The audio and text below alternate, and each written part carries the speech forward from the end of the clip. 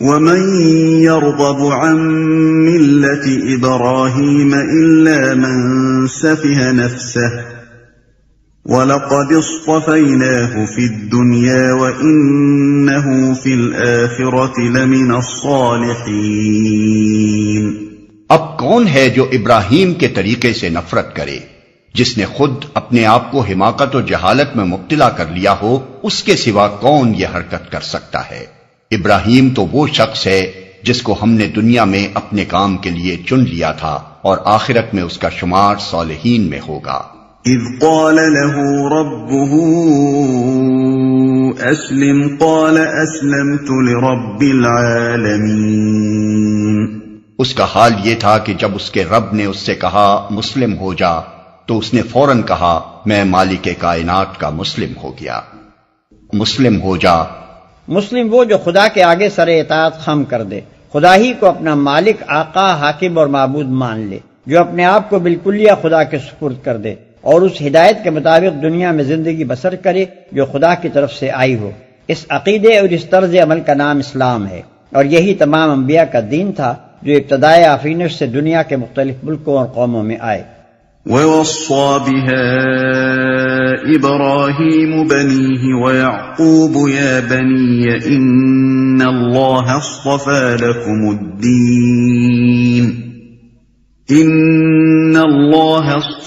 لَكُمُ الدِّينَ فَلَا تَمُوتُنَّ إِلَّا وَأَنْتُمْ مُسْلِمُونَ۔ اسی طریقے پر چلنے کی ہدایت اس نے اپنی اولاد کو کی تھی، اور اسی کی وصیت یعقوب اپنی اولاد کو کر گیا۔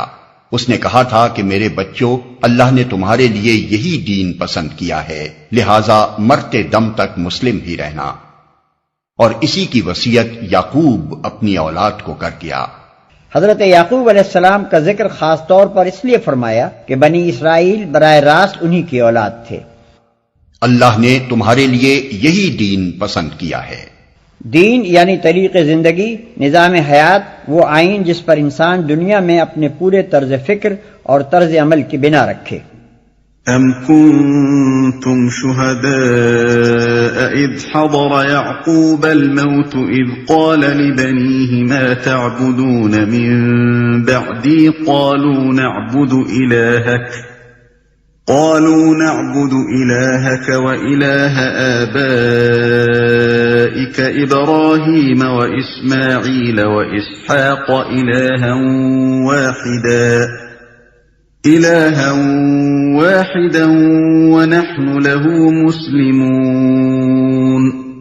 پھر کیا تم اس وقت موجود تھے جب یعقوب اس دنیا سے رخصت ہو رہا تھا؟ اس نے مرتے وقت اپنے بیٹوں سے پوچھا بچوں میرے بعد تم کس کی بندگی کرو گے؟ ان سب نے جواب دیا ہم اسی ایک خدا کی بندگی کریں گے جسے آپ نے اور آپ کے بزرگوں ابراہیم، اسماعیل اور اسحاق نے خدا مانا ہے، اور ہم اسی کے مسلم ہیں۔ بائبل میں حضرت یعقوب علیہ السلام کی وفات کا حال بڑی تفصیل سے لکھا گیا ہے، مگر حیرت ہے کہ اس وصیت کا کوئی ذکر نہیں ہے۔ البتہ تلمود میں جو مفصل وصیت درج ہے اس کا مضمون قرآن کے بیان سے بہت مشابہ ہے۔ اس میں حضرت یعقوب علیہ السلام کے یہ الفاظ ہمیں ملتے ہیں: خداوند اپنے خدا کی بندگی کرتے رہنا، وہ تمہیں اسی طرح تمام آفات سے بچائے گا جس طرح تمہارے آباء و اجداد کو بچاتا رہا ہے۔ اپنے بچوں کو خدا سے محبت کرنے اور اس کے احکام بجا لانے کی تعلیم دینا تاکہ ان کی مہلت زندگی دراز ہو، کیونکہ خدا ان لوگوں کی حفاظت کرتا ہے جو حق کے ساتھ کام کرتے ہیں اور اس کی راہوں پر ٹھیک ٹھیک چلتے ہیں۔ جواب میں ان کے لڑکوں نے کہا جو کچھ آپ نے ہدایت فرمائی ہے ہم اس کے مطابق عمل کریں گے، خدا ہمارے ساتھ ہو۔ تب یعقوب علیہ السلام نے کہا اگر تم خدا کی سیدھی راہ سے دائیں یا بائیں نہ مڑو گے تو خدا ضرور تمہارے ساتھ رہے گا۔ تلک امۃ قد خلت لها ما كسبت ولكم ما كسبتم ولا تسألون عما كانوا يعملون۔ وہ کچھ لوگ تھے جو گزر گئے، جو کچھ انہوں نے کمایا وہ ان کے لیے ہے، اور جو کچھ تم کماؤ گے وہ تمہارے لیے ہے، تم سے یہ نہ پوچھا جائے گا کہ وہ کیا کرتے تھے۔ یعنی اگرچہ تم ان کی اولاد صحیح، مگر حقیقت میں تمہیں ان سے کوئی واسطہ نہیں، ان کا نام لینے کا تمہیں کیا حق ہے جبکہ تم ان کے طریقے سے پھر گئے۔ اللہ کے ہاں تم سے یہ نہیں پوچھا جائے گا کہ تمہارے باپ دادا کیا کرتے تھے، بلکہ یہ پوچھا جائے گا کہ تم خود کیا کرتے رہے۔ اور یہ جو فرمایا کہ جو کچھ انہوں نے کمایا وہ ان کے لیے ہے اور جو کچھ تم کماؤ گے وہ تمہارے لیے ہے، یہ قرآن کا خاص انداز بیان ہے۔ ہم جس چیز کو فعل یا عمل کہتے ہیں، قرآن اپنی زبان میں اسے کسب یا کمائی کہتا ہے۔ ہمارا ہر عمل اپنا ایک اچھا یا برا نتیجہ رکھتا ہے جو خدا کی خوشنودی یا ناراضی کی صورت میں ظاہر ہوگا، وہی نتیجہ ہماری کمائی ہے۔ کیونکہ قرآن کی نگاہ میں اصل اہمیت اسی نتیجے کی ہے، اس لیے اکثر وہ ہمارے کاموں کو عمل و فعل کے الفاظ سے تعبیر کرنے کے بجائے کسب کے لفظ سے تعبیر کرتا ہے۔ وَقَالُوا كُونُوا هُودًا أَوْ نَصَارَىٰ تَهْتَدُوا قُلْ بَلْ مِلَّةَ إِبْرَاهِيمَ حَنِيفًا وَمَا كَانَ مِنَ الْمُشْرِكِينَ۔ یہودی کہتے ہیں یہودی ہو تو راہ راست پاؤ گے، عیسائی کہتے ہیں عیسائی ہو تو ہدایت ملے گی۔ ان سے کہو نہیں، بلکہ سب کو چھوڑ کر ابراہیم کا طریقہ، اور ابراہیم مشرکوں میں سے نہ تھا۔ اس جواب کی لطافت سمجھنے کے لیے دو باتیں نگاہ میں رکھیے۔ ایک یہ کہ یہودیت اور عیسائیت دونوں بعد کی پیداوار ہیں۔ یہودیت اپنے اسلام اور اپنی مذہبی خصوصیات اور رسوم و قواعد کے ساتھ تیسری چوتھی صدی قبل مسیح میں پیدا ہوئی، اور عیسائیت جن عقائد اور مخصوص مذہبی تصورات کے مجموعے کا نام ہے وہ تو حضرت مسیح علیہ السلام کے بھی ایک مدت بعد وجود میں آئے ہیں۔ اب یہ سوال خود بخود پیدا ہوتا ہے کہ اگر آدمی کے برسر ہدایت ہونے کا مدار یہودیت یا عیسائیت اختیار کرنے ہی پر ہے تو حضرت ابراہیم علیہ السلام اور دوسرے انبیاء اور نیک لوگ جو ان مذہبوں کی پیدائش سے صدیوں پہلے پیدا ہوئے تھے اور جن کو خود یہودی اور عیسائی بھی ہدایت یافتہ مانتے ہیں، وہ آخر کس چیز سے ہدایت پاتے تھے؟ ظاہر ہے کہ وہ یہودیت اور عیسائیت نہ تھی، لہذا یہ بات آپ سے آپ واضح ہو گئی کہ انسان کے ہدایت یافتہ ہونے کا مدار ان مذہبی خصوصیات پر نہیں ہے جن کی وجہ سے یہودی اور عیسائی وغیرہ مختلف فرقے بنے ہیں، بلکہ دراصل اس کا مدار اس عالمگیر صراط مستقیم کے اختیار کرنے پر ہے جس سے ہر زمانے میں انسان ہدایت پاتے رہے ہیں۔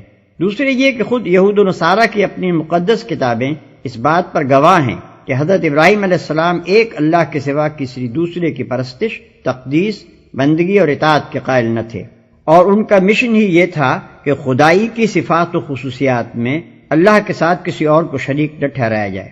لہذا یہ بالکل ظاہر ہے کہ یہودیت اور نصرانیت دونوں اس راہ راست سے منحرف ہو گئی ہیں جس پر حضرت ابراہیم علیہ السلام چلتے تھے، کیونکہ ان دونوں میں شرک کی آمیزش ہو گئی ہے۔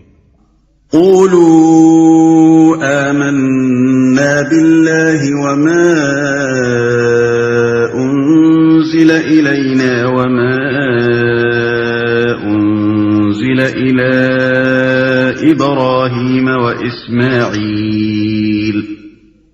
وإسماعيل وإسحاق ويعقوب والأسباط وما أوتي موسى وعيسى وما أوتي النبيون من ربهم لا نفرق بين أحد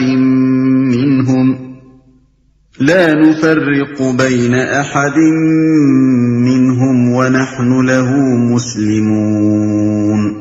مسلمانوں کہو کہ ہم ایمان لائے اللہ پر اور اس ہدایت پر جو ہماری طرف نازل ہوئی ہے اور جو ابراہیم، اسماعیل، اسحاق، یعقوب اور اولاد یعقوب کی طرف نازل ہوئی تھی، اور جو موسیٰ اور عیسیٰ اور دوسرے تمام پیغمبروں کو ان کے رب کی طرف سے دی گئی تھی۔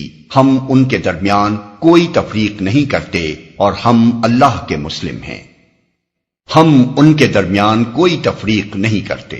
پیغمبروں کے درمیان تفریق نہ کرنے کا مطلب یہ ہے کہ ہم ان کے درمیان اس لحاظ سے فرق نہیں کرتے کہ فلاں حق پر تھا اور فلاں حق پر نہ تھا، یا یہ کہ ہم فلاں کو مانتے ہیں اور فلاں کو نہیں مانتے۔ ظاہر ہے کہ خدا کی طرف سے جتنے پیغمبر بھی آئے ہیں سب کے سب ایک ہی صداقت اور ایک ہی راہ راست کی طرف بلانے آئے ہیں، لہذا جو شخص صحیح معنی میں حق پرست ہے اس کے لیے تمام پیغمبروں کو برحق تسلیم کیے بغیر چارہ نہیں۔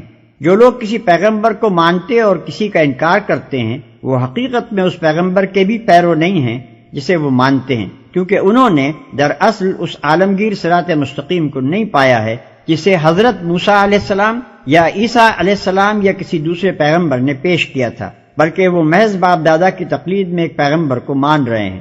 ان کا اصل مذہب نسل پرستی کا تعصب اور آباء و اجداد کی اندھی تقلید ہے، نہ کہ کسی پیغمبر کی پیروی۔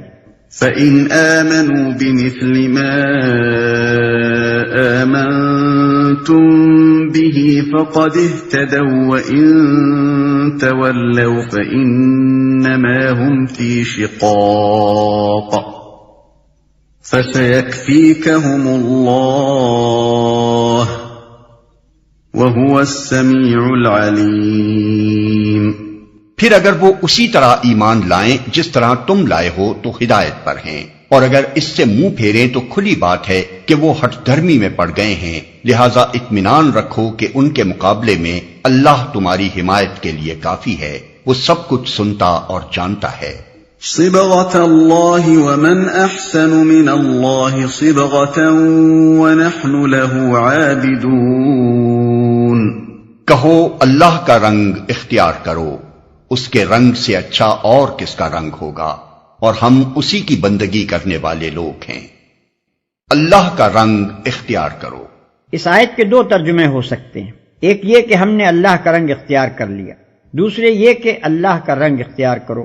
مسیحیت کے ظہور سے پہلے یہودیوں کے ہاں یہ رسم تھی کہ جو شخص ان کے مذہب میں داخل ہوتا اسے غسل دیتے تھے، اور اس غسل کے معنی ان کے ہاں یہ تھے کہ گویا اس کے گناہ دھل گئے اور اس نے زندگی کا ایک نیا رنگ اختیار کر لیا۔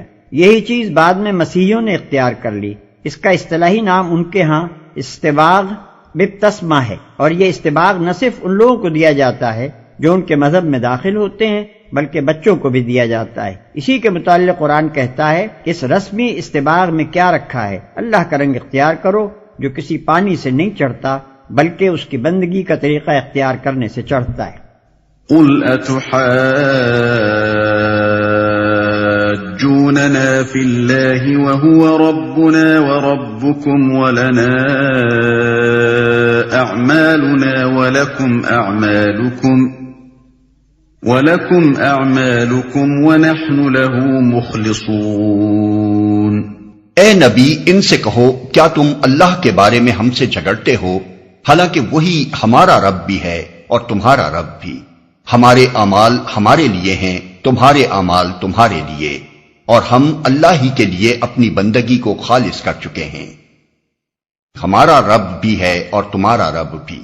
یعنی ہم یہی تو کہتے ہیں کہ اللہ ہی ہم سب کا رب ہے اور اسی کی فرمانبرداری ہونی چاہیے۔ کیا یہ بھی کوئی ایسی بات ہے کہ اس پر تم ہم سے جھگڑا کرو؟ جھگڑے کا اگر کوئی موقع ہے بھی تو وہ ہمارے لیے ہے نہ کہ تمہارے لیے، کیونکہ اللہ کے سوا دوسروں کو بندگی کا مستحق تم ٹھہرا رہے ہو نہ کہ ہم۔ اتحاجوننا فی اللہ کا ایک ترجمہ یہ بھی ہو سکتا ہے کہ کیا تمہارا جھگڑا ہمارے ساتھ فی سبیل اللہ ہے؟ اس صورت میں مطلب یہ ہوگا کہ اگر واقعی تمہارا یہ جھگڑا نفسانی نہیں ہے بلکہ خدا واسطے کا ہے تو یہ بڑی آسانی سے طے ہو سکتا ہے۔ ہم اللہ ہی کے لیے اپنی بندگی کو خالص کر چکے ہیں۔ یعنی تم اپنے اعمال کے ذمہ دار ہو اور ہم اپنے اعمال کے۔ تم نے اگر اپنی بندگی کو تقسیم کر رکھا ہے اور اللہ کے ساتھ دوسروں کو بھی خدائی میں شریک ٹھہرا کر ان کی پرستش اور اطاعت بجا لاتے ہو تو تمہیں ایسا کرنے کا اختیار ہے۔ اس کا انجام خود دیکھ لو گے۔ ہم تمہیں زبردستی اس سے روکنا نہیں چاہتے، لیکن ہم نے اپنی بندگی، اطاعت اور پرستش کو بالکل اللہ ہی کے لیے خالص کر دیا ہے۔ اگر تم تسلیم کر لو کہ ہمیں بھی ایسا کرنے کا اختیار ہے تو خواہ مخواہ کا یہ جھگڑا آپ ہی ختم ہو جائے۔ ام تقولون ان ابراہیم واسماعیل واسحاق ویعقوب والاسباط كانوا هودا او نصارا قل اانتم اعلم ام اللہ ومن اظلم ممن كتم شهادة عنده من الله وَمَا اللَّهُ بِغَافِلٍ عَمَّا تَعْمَلُونَ۔ یا پھر کیا تمہارا کہنا یہ ہے کہ ابراہیم، اسماعیل، اسحاق، یعقوب اور اولاد یعقوب سب کے سب یہودی تھے یا نصرانی تھے؟ کہو تم زیادہ جانتے ہو یا اللہ؟ اس شخص سے بڑا ظالم اور کون ہوگا جس کے ذمے اللہ کی طرف سے ایک گواہی ہو اور وہ اسے چھپائے؟ تمہاری حرکات سے اللہ غافل تو نہیں ہے۔ تم زیادہ جانتے ہو یا اللہ؟ یہ خطاب یہود و نصارہ کے ان جاہل عوام سے ہے جو واقعی اپنے نزدیک یہ سمجھتے تھے کہ یہ جلیل القدر انبیاء سب کے سب یہودی یا عیسائی تھے۔ تمہاری حرکات سے اللہ غافل تو نہیں ہے۔ یہ خطاب ان کے علماء سے ہے جو خود بھی اس حقیقت سے ناواقف نہ تھے کہ یہودیت اور عیسائیت اپنی موجودہ خصوصیات کے ساتھ بہت بعد میں پیدا ہوئی ہیں، مگر اس کے باوجود وہ حق کو اپنے ہی فرقوں میں محدود سمجھتے تھے اور عوام کو اس غلط فہمی میں مبتلا رکھتے تھے کہ انبیاء کے مدتوں بعد جو عقیدے، جو طریقے اور جو اجتہادی ضابطے اور قاعدے ان کے فقہا، صوفیہ اور متکلمین نے وضع کیے، انہی کی پیروی پر انسان کی فلاح اور نجات کا مدار ہے۔ ان علماء سے جب پوچھا جاتا تھا کہ اگر یہی بات ہے تو حضرت ابراہیم، اسحاق، یعقوب وغیرہ انبیاء علیہم السلام آخر تمہارے ان فرقوں میں سے کس سے تعلق رکھتے تھے؟ تو وہ اس کا جواب دینے سے گریز کرتے تھے، کیونکہ ان کا علم انہیں یہ کہنے کی تو اجازت نہ دیتا تھا کہ ان بزرگوں کا تعلق ہمارے ہی فرقے سے تھا، لیکن اگر وہ صاف الفاظ میں یہ مان لیتے کہ یہ انبیاء نہ یہودی تھے نہ عیسائی تو پھر ان کی حجت ہی ختم ہوئی جاتی تھی۔ تلك أمة قد خلت لها ما كسبت ولكم ما كسبتم ولا تسألون عما كانوا يعملون۔ وہ کچھ لوگ تھے جو گزر چکے، ان کی کمائی ان کے لیے تھی اور تمہاری کمائی تمہارے لیے، تم سے ان کے اعمال کے متعلق سوال نہیں ہوگا۔